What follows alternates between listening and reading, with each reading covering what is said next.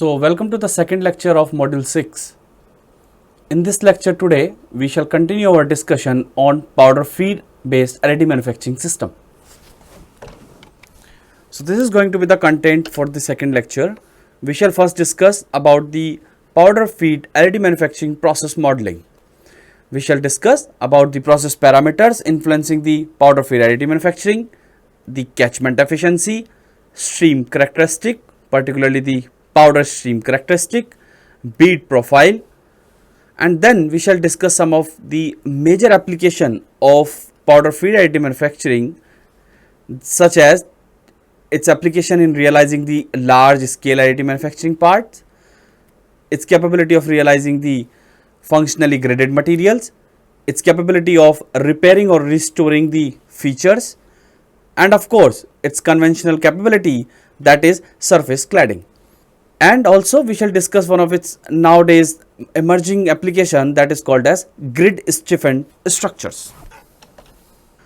So the process parameters affecting the powder feed additive manufacturing are broadly classified into four categories: the parameters related to the laser, the parameters related to the feeding, the parameters related to material and design, and the parameters related to motion and path.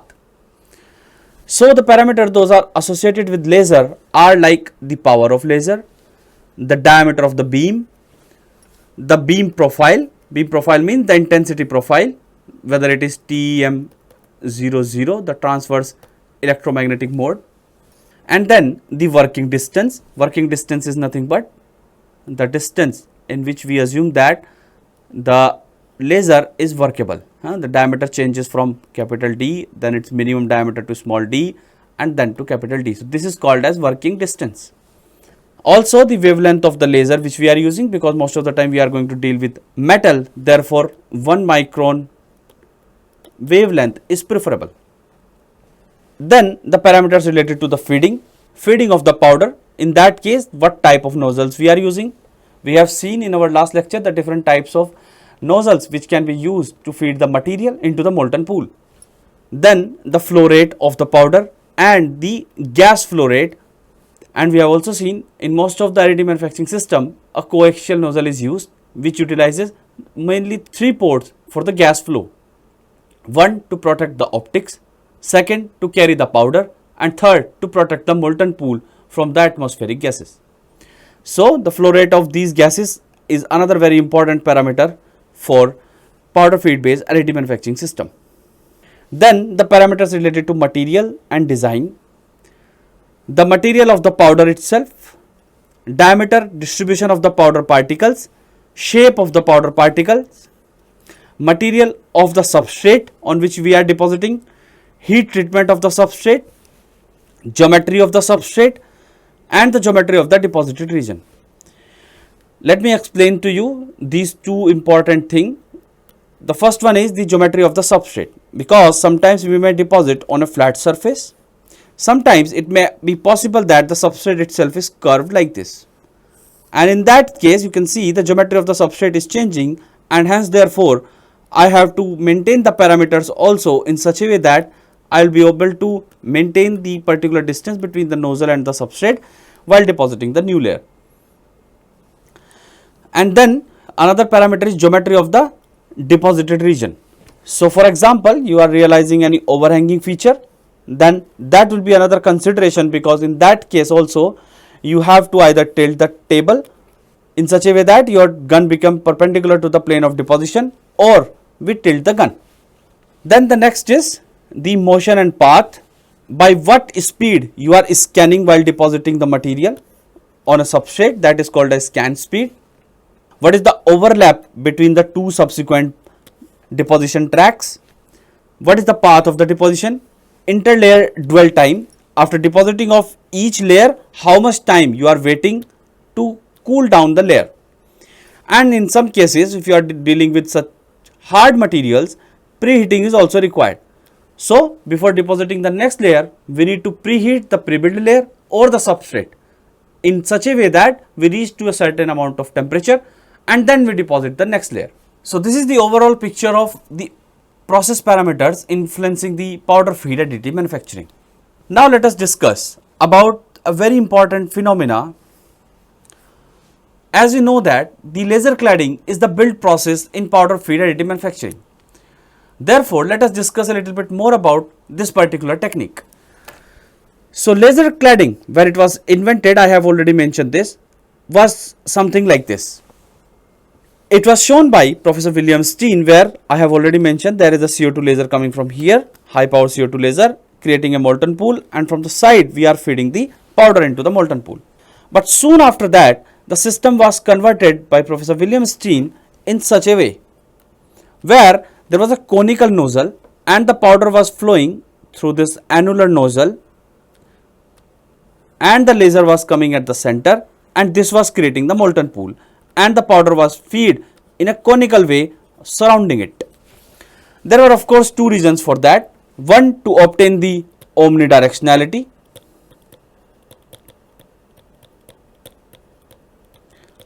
and another is to obtain the better catchment efficiency. So let us first talk about what is this catchment efficiency and how can I calculate the catchment efficiency for a very simple laser cladding operation which is using a side feeding nozzle. So the catchment efficiency eta can be given as the mass of the clad layer divided by the mass of the powder ejected from the nozzle into 100. So by experimentally we can easily do that. We know the mass flow rate which we are supplying through our feeder or the metering unit which we have discussed in our last lecture, and by measuring the amount of the deposited layer on the substrate after a run maybe of L length, and then we can divide and easily we can calculate the efficiency or the catchment efficiency of the process in the experimental manner. But now let us assume a very simple case of side feeding. In the case of side feeding nozzle, we used to have a laser which is coming at the center like this, and there is a powder stream here.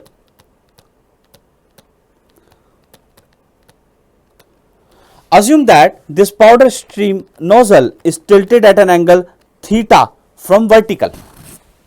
Now for this very simple case we can find out the catchment efficiency very easily, but please remember that this whole calculation will be only valid for the side feeding nozzles, and that will be just to give you an idea that how much these processes are efficient for the catchment efficiency.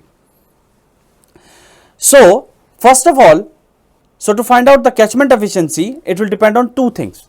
First is the size of the molten pool which is created on the substrate and shown here in the red color on the top view. So this is the top view of the same, and here this red color spot is showing the molten pool diameter, because whatever powder particles are falling onto the substrate will get stick to the substrate only in the region where the molten pool is there. I mean the temperature of the substrate is above the melting point of the powder. Then the second is what is the amount of powder totally striking on the substrate. So as this powder stream tube, which is of maybe assumed to be of diameter dp, is striking the substrate, will no longer having a projection on the substrate in circular cross section.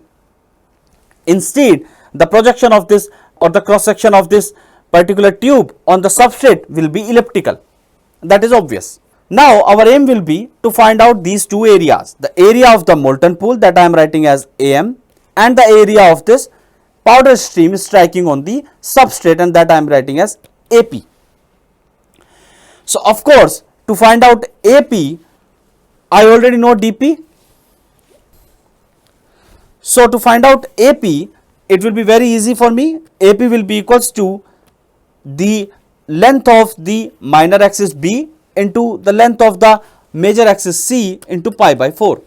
So here we can easily find out the value of B, because B is going to be same as dP. Fine. So dP is same as B. So diameter of nozzle will be equals to the minor axis of this projection, but the major axis C will be different and it will depend on the angle theta. So now let us assume that if I draw a perpendicular from this point to here, the length of this perpendicular will be dP, and if the nozzle making theta angle from vertical, then of course the perpendicular of this nozzle will make theta angle with horizontal as well. So that is why this angle will be also theta. So now I can easily find out this length. This length, which is nothing but C, and this C will be equals to dP divided by cos theta, if I consider this right angle triangle, this one. Hence, once I know the value of C, I can easily find out the area. AP will be equals to pi dP square by 4 cos theta. It is obvious from here, if my angle theta is 0, the area of the powder stream projected on the substrate will be pi dP square by 4, which is nothing but the circular cross section. But if this theta is 90 degree, meaning to say it is almost horizontally we are supplying the powder, then powder will be everywhere, right? So the area will be infinity. Now let us try to find out approximately the size of this molten pool. So this can be done very easily by the Rosenthal's equation for a moving point heat source. Of course, we are considering here the point heat source. You may further refine the model by considering the surface heat source or the volumetric heat source.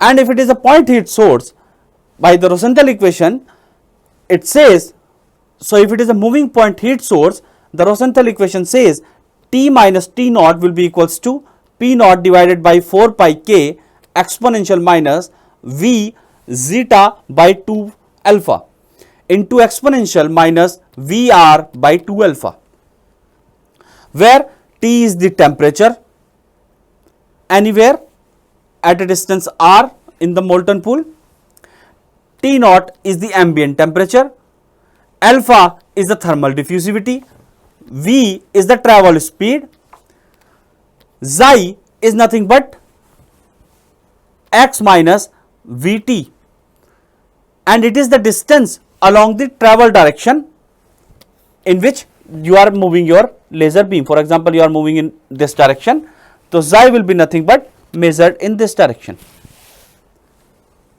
So if this is my coordinate x and this is my fixed coordinate y, then I am assuming a coordinate system on the moving spot of the beam, and that I am writing as xi here. So of course the position of this xi will be equals to x minus Vt. So the value of this xi will be equals to x minus Vt, and the r is the radius of the melt pool, P naught is the absorbed power, and K is the thermal conductivity. Now in the moving coordinate system, which is at the tip of the molten pool, because xi is corresponding to the moving coordinate system and I am considering just at the tip, hence the value of xi at this location will be equals to 0, meaning to say at the tip of the beam. Therefore, the temperature profile, if I consider about this particular point, will be equals to T minus T naught P naught divided by 4 pi K exponential minus VR by 2 alpha. So this is the temperature distribution. Of course, we are considering that we are sitting on top of it, right? Like we are considering in the moving coordinate system. Now to obtain the proportion where the temperature will be more than the melting temperature, we have to solve this equation for T equals to Tm.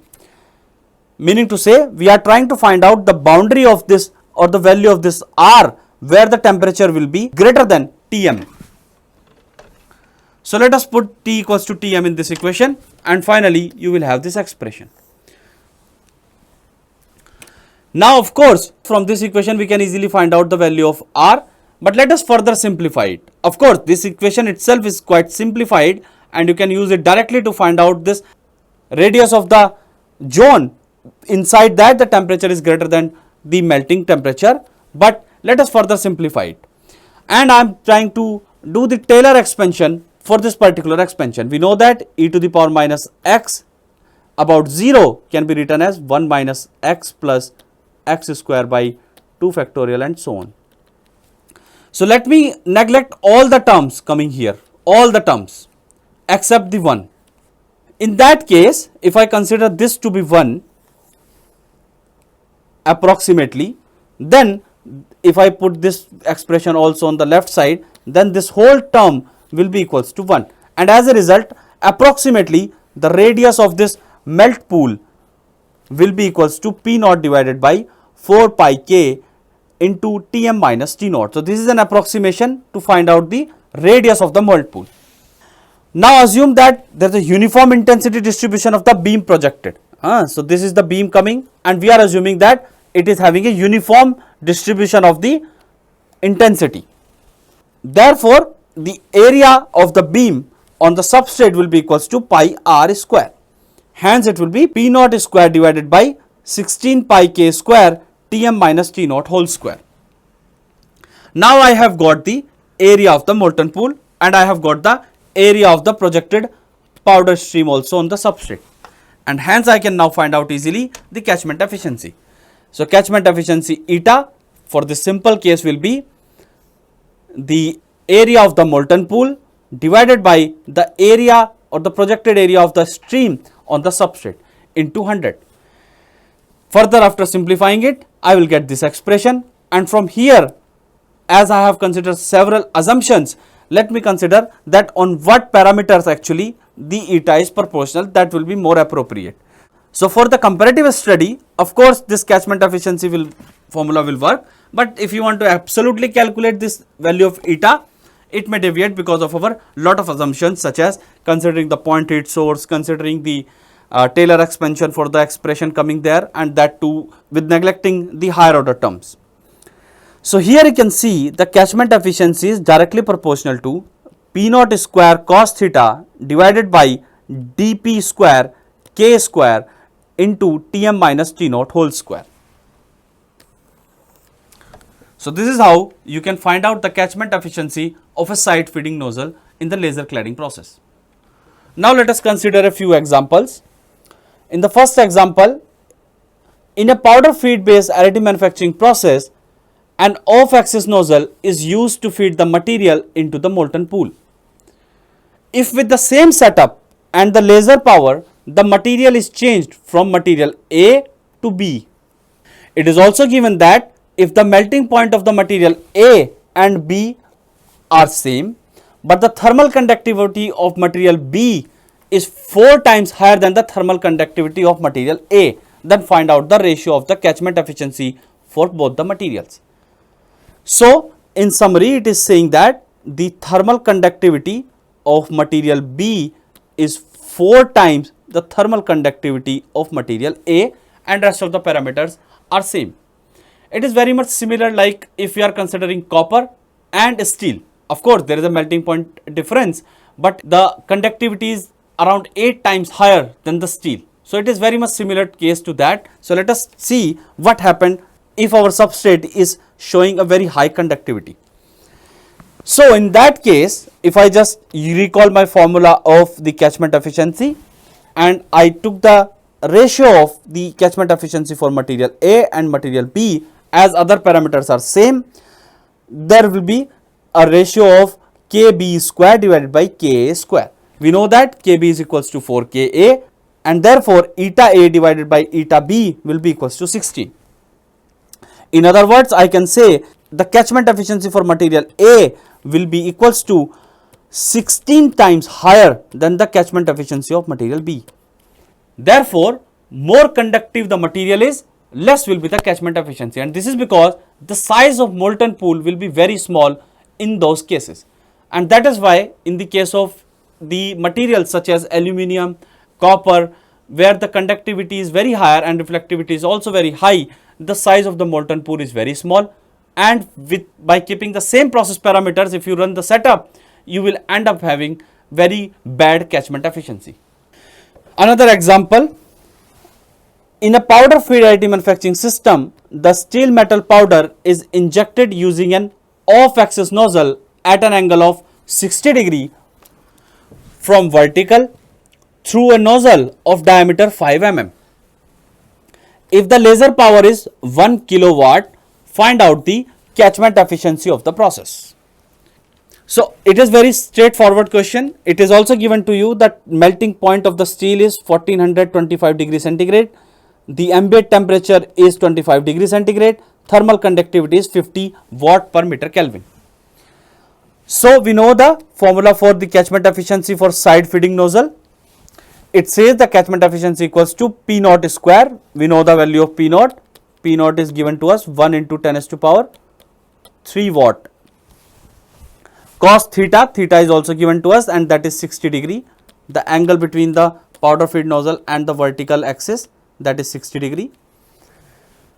Pi by 4 divided by 4 pi square dp, the diameter of the nozzle, and the nozzle diameter is given to us as 5 mm.